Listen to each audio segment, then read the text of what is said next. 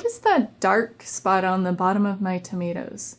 What's that bug on my cabbage plant? Why aren't my cucumbers bearing fruit in spite of tons of flowers? Why are my plants turning yellow? Can I grow apples in Fairbanks? And if so, what varieties and how do I grow them? I got a soil test, now what? Is bird vetch an invasive species in Nome? How do I design a beautiful and sustainable landscape in Southcentral Alaska? When you have questions like these, what do? Do you Google it? Do you ask a Facebook gardening group? Do you call your local extension agent? Hopefully you answered, it depends. Hi, I'm Heidi Rader, Extension faculty with Alaska Extension and Tanana Chiefs Conference, and I'm going to help you sift through the mountain of sometimes correct and sometimes not correct gardening information you can find online. Here are some questions you can ask to help determine if the information is research-based, reliable, and relevant. First, who is the source of information? Whether it's a YouTube video like this, a Facebook post, a website, or a book, ask who wrote or produced the information. Here are some examples of possible sources of gardening information.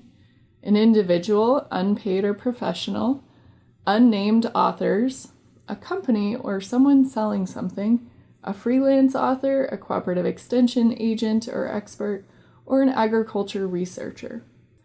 Also ask if the person or website is profit-driven. Are they selling a product or do they have ads on their site?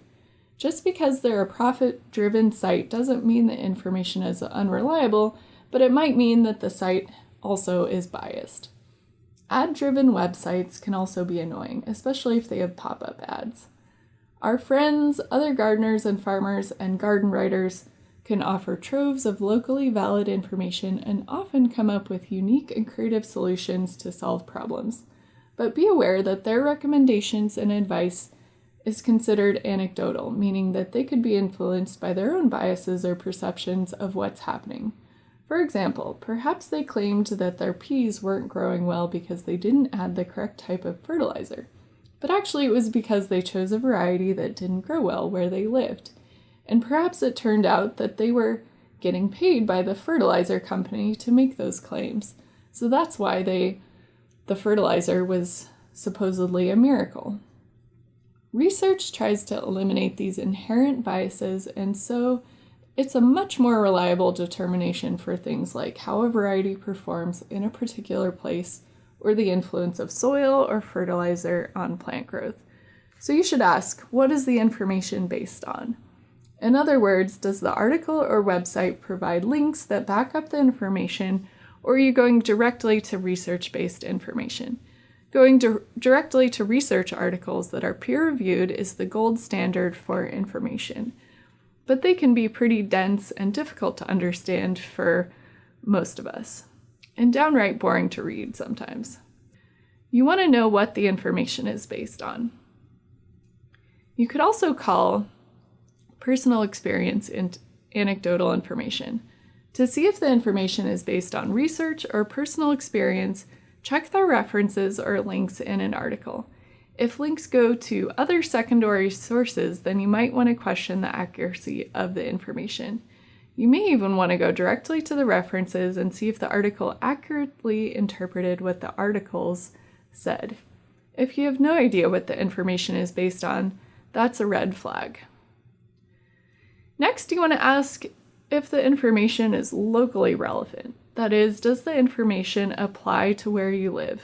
For example, information that is reliable and credible in Texas is not necessarily locally relevant to someone in Alaska. Some things would hold true in both places. For example, general botany and soil sciences, but some things like what you can grow and what varieties grow best would not apply to both places. For example, can I grow apples in Fairbanks? And if so, what varieties and how do I grow them? Is a question that's very specific to Fairbanks or a local community in Alaska.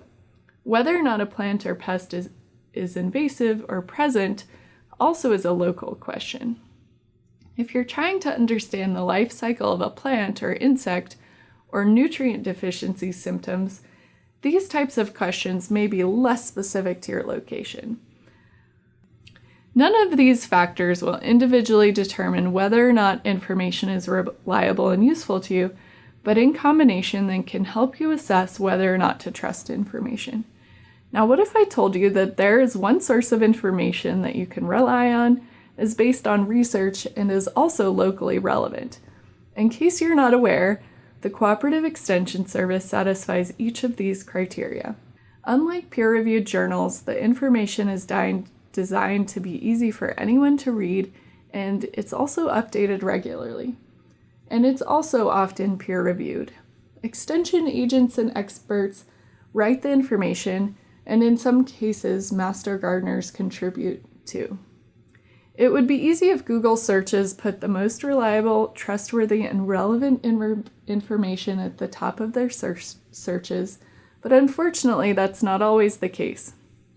Here's some ways you can refine your own search to prioritize reliable, research-based, and locally relevant information over popular and profit-driven information.